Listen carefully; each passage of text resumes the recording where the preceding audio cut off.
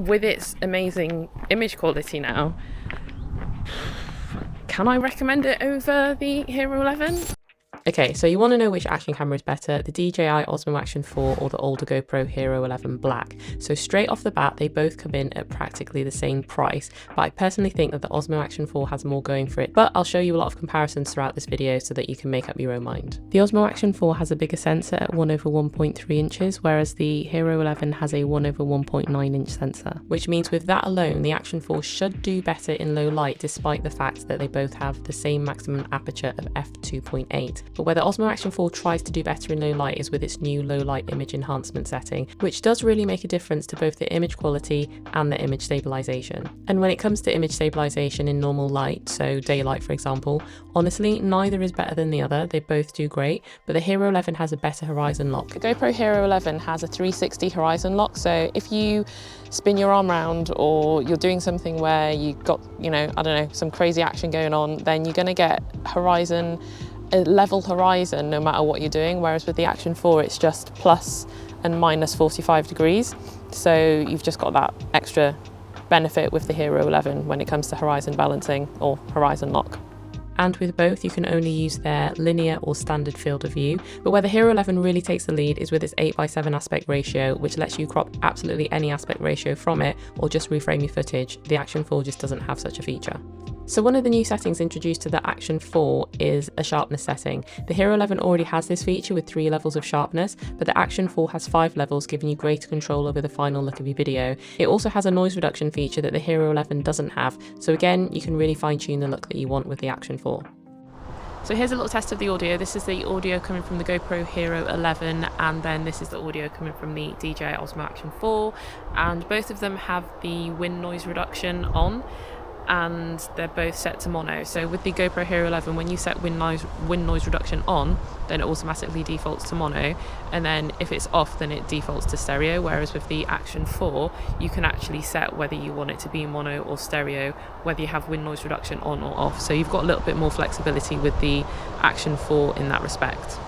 Okay, so now I'm doing the audio test with external mics plugged into the cameras. So the GoPro Hero 11's got the Rode Wireless Me, which is a great mic, and then the DJI Osmo Action 4 has got the DJI Wireless mic because it just works really nicely with it. So this is the audio that you're hearing from both of the cameras. When you attach an external mic with both cameras, then you're just going to get better audio, so it's always well worth it. But yeah, this is just to give you an idea of what they both sound like. Another area where the Action 4 excels past the Hero 11 is when it comes to audio options. Now I do think that the Hero 11 sounds better than the Action 4 when you compare just to inbuilt microphones, but the Action 4 makes it a lot easier to just plug in an external mic without needing any additional accessories, whereas the Hero 11 requires you to buy the media mod in order to use an external mic, and it's not cheap, it's about $70. It's also worth noting that both cameras do have touchscreens, so the Hero 11 has a rear touchscreen, but the Action 4 has one step further because it has a rear touchscreen and a front touchscreen, which is so useful when it comes to filming yourself and wanting to change the settings without having to flip the camera around. And the screens of the Action 4 are just really responsive, it's just a really nice camera to use. Now both cameras have a quick switch feature. With the Hero 11 you can cycle through shooting modes with the power button just like you can with the Action 4, but with the Action 4 the quick switch menu can be customized and you can have a voice prompt, which is really handy as well. So if you want to program some specific camera settings to a profile, you can drop those in and switch between them really quickly with a quick switch button. The Hero 11 gives you this option to have a custom camera setting profile, but you have to go into the menu and switch them that way. Also, the Action 4, just like the Action 3, has a magnetic quick swap system, which means going between mounts is so fast and convenient rather than having to screw and unscrew the camera from its mounts like you have to do with the Hero 11. You can buy additional accessories to be able to do that with the Hero 11, but again, it's something extra that you have to buy for the Hero 11, whereas the Action 4 just works as it is with nothing extra. And the magnets are really strong as well, and you've got these little hooks for added security. And it also means that you can go from shooting horizontally to shooting vertically really quickly with the Action 4 because it comes with a cage that you can put it in, which has that quick swap magnetic system on it as well. But like I said, you can use the 8:7 aspect ratio with the Hero 11, which means you can film everything once and crop vertical or horizontal afterwards.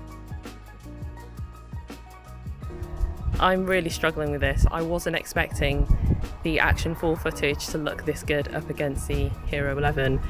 There's barely anything in it. The Action 4 just looks so good. I'm shooting in 5.3K on the GoPro Hero 11, so that's its maximum resolution to give you the best quality footage, and the footage just looks very similar. I wouldn't say that the Action 4 looks horrendous up against the Hero 11 or vice versa. They're just very similar. They're both really, really good. One thing that I will say though is that when you're shooting in 4K on the GoPro Hero 11, I think that the Action 4 might actually look better. That might just be the settings. I've tried to put the settings as similar as possible in terms of the sharpness, but obviously the Action 4's also got its noise reduction feature as well.